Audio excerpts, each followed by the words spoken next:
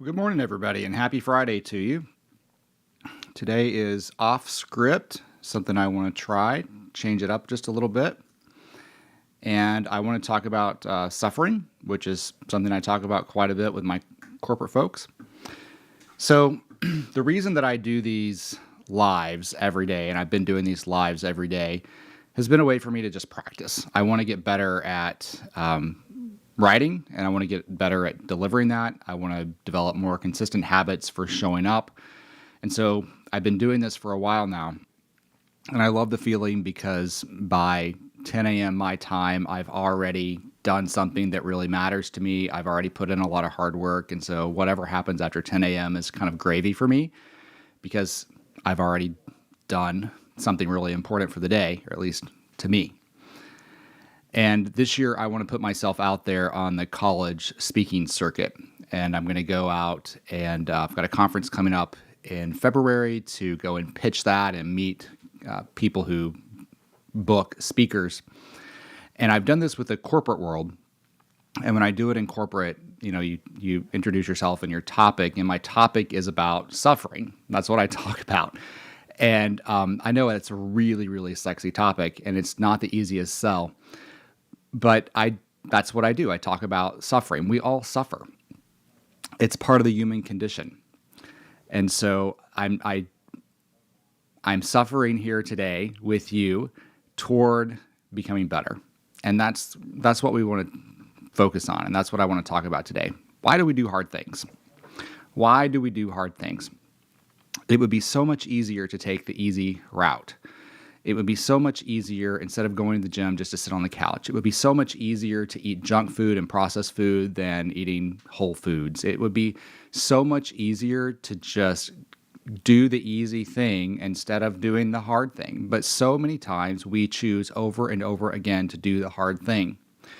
I've been talking quite a bit this week about my business and relaunching my business and how frustrating I have found that. It would be so much easier for me to just go get a real job. That would be so much easier than doing what I'm trying to do. And yet, I continue to get up every day and put myself in situations like this where I know, who knows how this is going to go. And I continue to do the hard things. Why? Why do we do that? I think we do that because we determine at some point that it's worth it. It's worth it. It's worth it to us. Now, there are lots of times, I think, especially this time of year, we just came off of the new year where people are setting resolutions and we're talking about how we're going to change and what we're going to do different and we're going to take on these hard tasks. But I don't think that we always do the second step, which is to figure out, in order to do that thing, in order to accomplish that thing, what's the inevitable pain and suffering that we're going to have to endure in order to achieve it. It's very sexy to think, oh, I want to have a six-pack abs. Oh, I want to, I want the sexy body. I want the handsome, good-looking spouse. I want all of these things, but we don't think about, well, what is that going to take? We get really attached to the outcome itself, the results, but we don't think about the work, the pain, and the suffering that goes into getting there. And I think we could do ourselves a great service if we just slowed down a little bit and thought about what is worth the inevitable suffering. We're going to suffer. What's worth the suffering? I've thought about suffering quite a bit in my life. In Break and Untangle, I talked a lot about suffering in my childhood and how I grew up.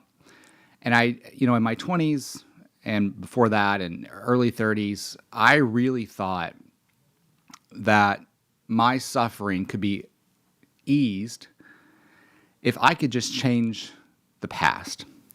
If I could somehow reconfigure the past, change the people from my past, get them to come around to see things my way, just change everybody, change the circumstance, that somehow my life would get better.